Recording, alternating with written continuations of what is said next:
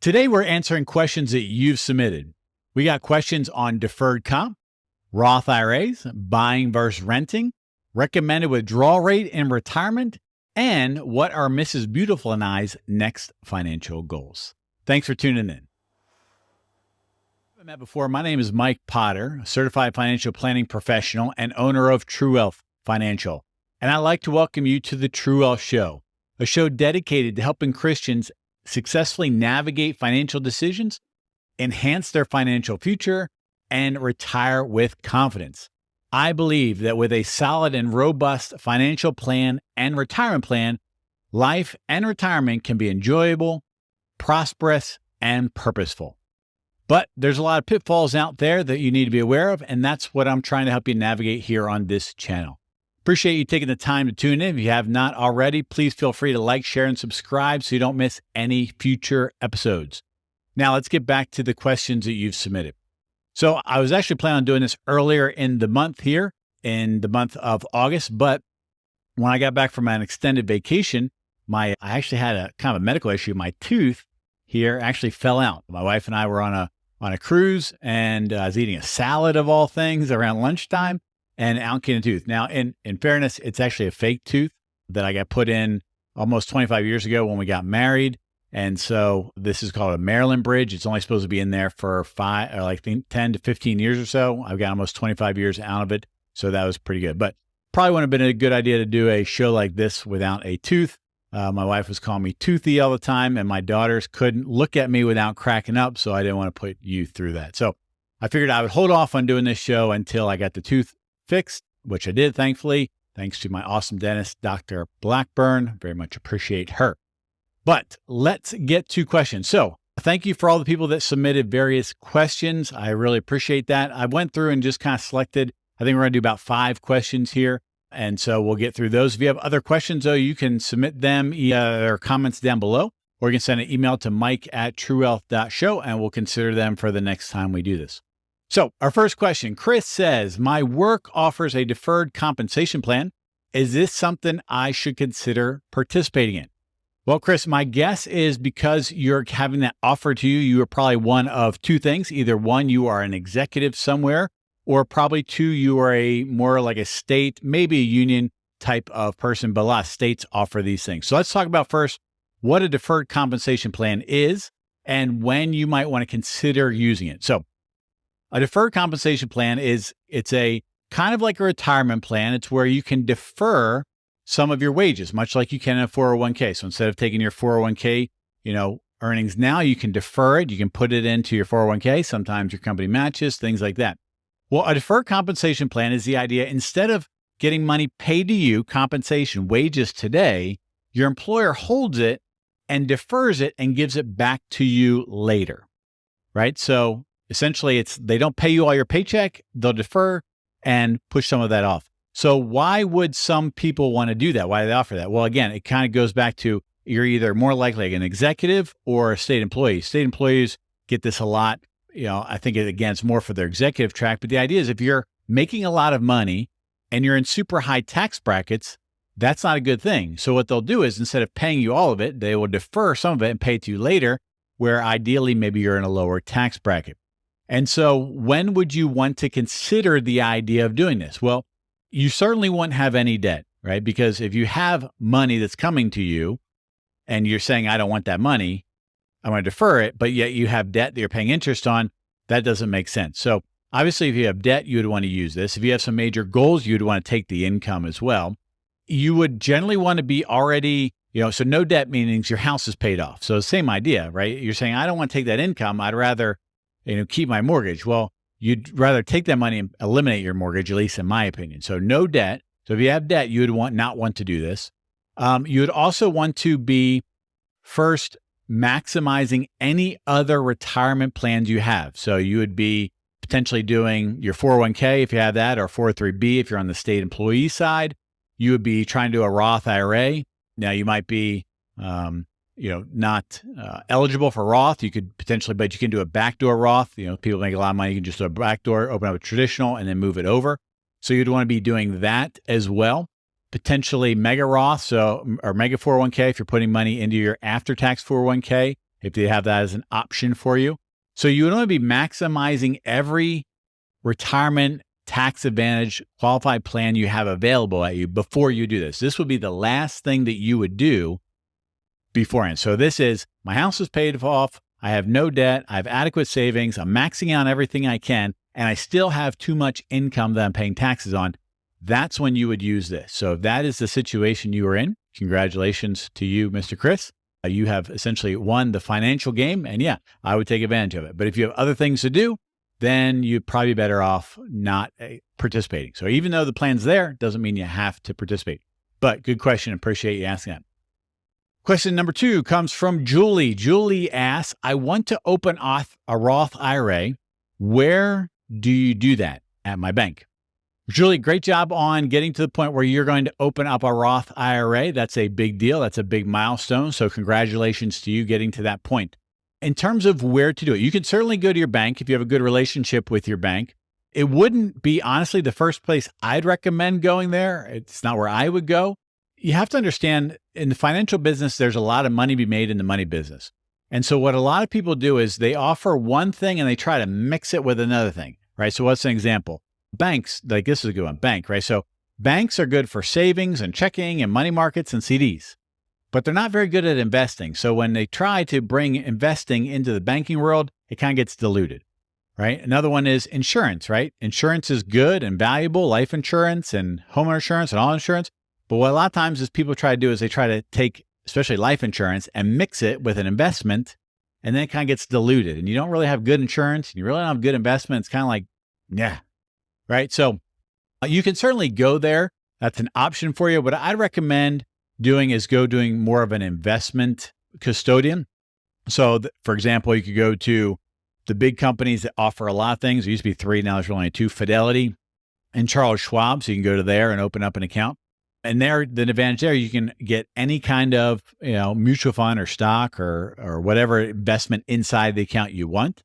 Or you could go directly to kind of a direct party. So you could go to Vanguard or T. Rowe Price or USAA or, USAA is kind of a bank, so probably not there, but, American Funds. That's what I was saying, Capital Group, right? So you could go to those kind of things, but the challenge there is you can only buy generally the funds that they offer or, mutual funds or ETFs that they offer. So you're kind of limiting yourself in scope. And so the best place to probably would be to go to a major custodian, either on your own if you know what you're doing, or better yet, if you don't know what to get inside of the investments, you'd be better off finding a broker or a planner or a person who helps you with the investment side of things, help them open up an account. And then not only they will help you get the account open, but they'll also help you get money into it. And then they'll also help you pick the funds in it. That's what I would recommend you do. So hopefully that gives you some tips, Julie, in the right direction. Adam asked the question, we currently rent a house, but my wife wants to buy, but I'm not sure we're ready yet. What is the best amount of a down payment? Well, Adam, so this is the best down payment, honestly, is 100%. That is the best. And that's what you asked for. What's the best amount? 100%. Now that's not very feasible, obviously. It depends on what you're trying to buy. So if you have a VA loan, technically you don't need any money down. You can get in that with 0 down. It wouldn't be what I'd recommend though. To get a FHA, a Federal Housing Administration loan or a HUD loan, you need about 3% down. Obviously, the answer is the more you can put down, the better, right? So when you close though, here's the key. When you close on the property, you still want to have a solid emergency fund. So when you go to buy a house, how do you know you're ready to buy a house? So number one, you'd have no consumer debt. So all your car loans, student loans, all that stuff would ideally be gone. You would have a fully funded emergency fund of 3 to 6 months of expenses. And then you would have your down payment on top of that. So if you're there, then you're ready. You're ready to buy. How much? Ideally, if you can get up to 20% down, that would be ideal going in, especially for your first home. It sounds like maybe you're renting now. So maybe this is your first home. I don't know. At 20%, you get rid of PMI, private mortgage insurance. It's that PMI is mortgage insurance that the lender actually makes you buy to insure them in case you don't pay the mortgage. So it's not really insurance for you. It's the insurance for the bank or for the lender. And so that would be ideal. I think that runs maybe it's like don't quote me on this, maybe like $50 for every 100,000 you borrow, somewhere around there. That's what's kind of floating in my mind. I'm not exactly sure. So if you get past 20%, you don't have that. But even if you 5-10% would be a good first down payment going into your first home. If you can get there, 20% might be tough. At some point there's a break even where you're paying rent, where you're trying to get to that 20%, but at the same point you could get in at 10 and then use that money to pay the mortgage and be building some equity. So there's that risk reward balance there to some degree.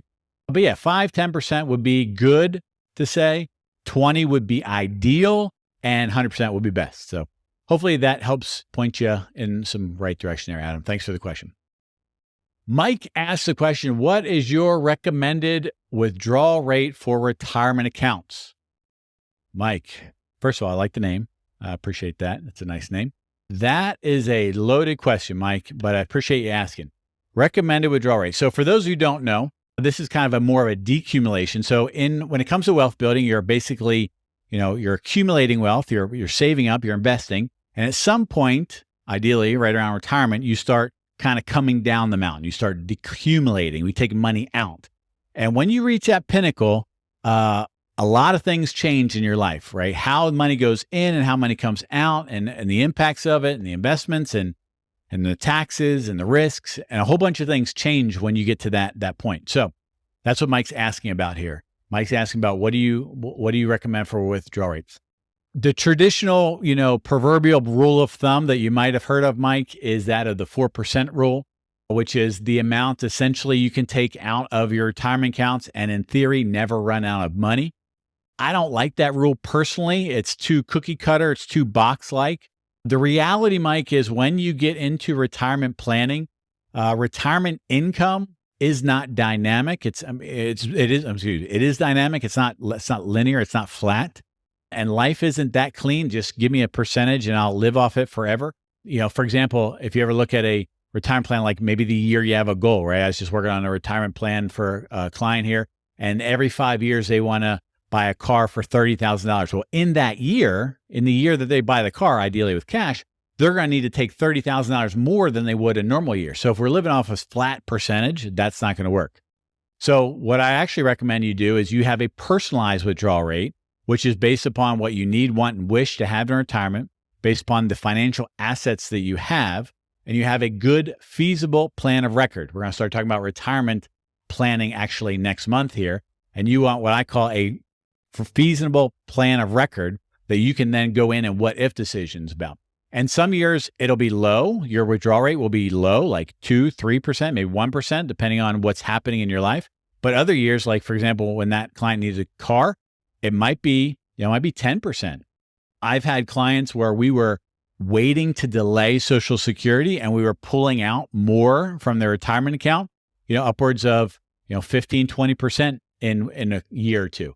Obviously now you wouldn't, and I know what you're probably getting at here, Mike, is sequence of return risk, well aware of that. But what you do is you have some flexibility, right? So that client, for example, they want to pull out every 5 years, $30,000 for a car. That's what we're planning on. But if the market's crashing, if the economy's in a recession and the markets are down, obviously we have a lot of flexibility. We would have that conversation about, hey, can we delay this a year or two? Or, adjust on the car, things like, can we get another year of life out of this car, for example, or things like that, right? So life's just not that clean for can you give me a standard withdrawal rate? Sometimes I wish it was, but it's not very realistic in my mind. If someone's obviously has a plan where they're continually taking out over 10% year after year after year after year, that is not a feasible plan, right? So we'll start talking about that. That's where you'll know whether or not you're feasible or not, because more likely the projections will show you a run out of money.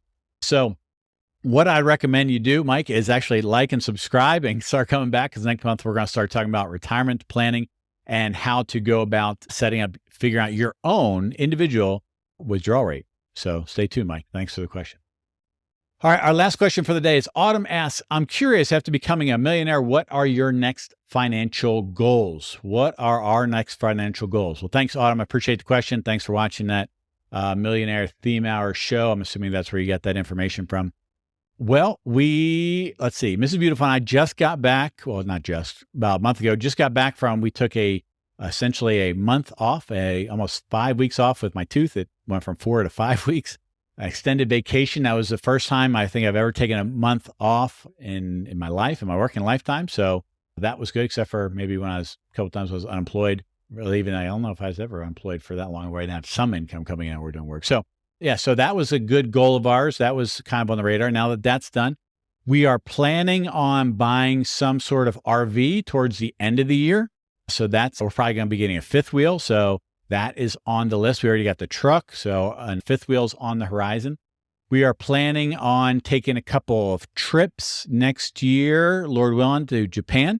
Our son is in Japan, so we're probably going to be taking 2, hopefully. My wife and I will be going earlier in the year. And then, Lord willing, we're going to try, if they're watching, hopefully, try to take all of our kids there to see him. So my wife and I, and then our other kids along to go to Japan to see them. Hopefully climb Mount Fuji that time with everybody. I climbed Mount Fuji when I was there in the Marine Corps. So hopefully we will get everybody up the mountain and back down safely.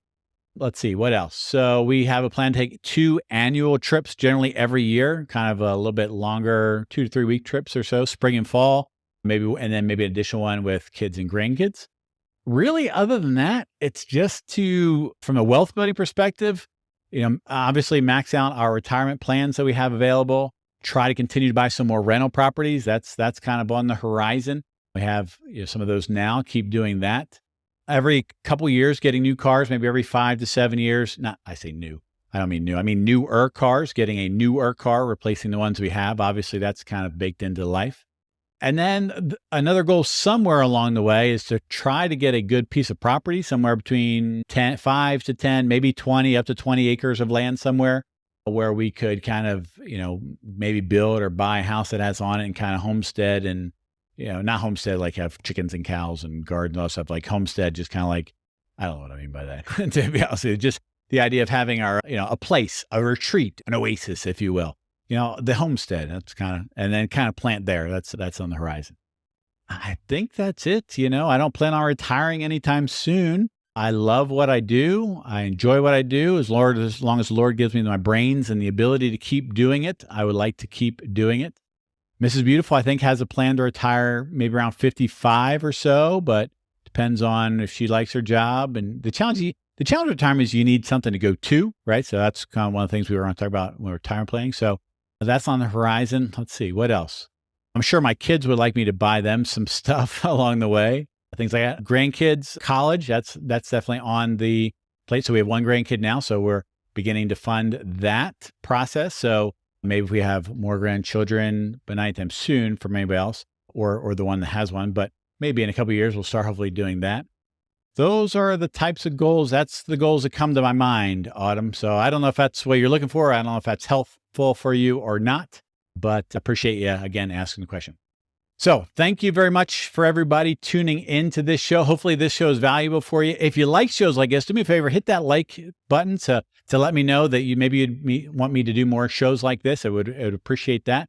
And if you have questions, again, you can put them in the comments below or send them to mike@truewealth.show.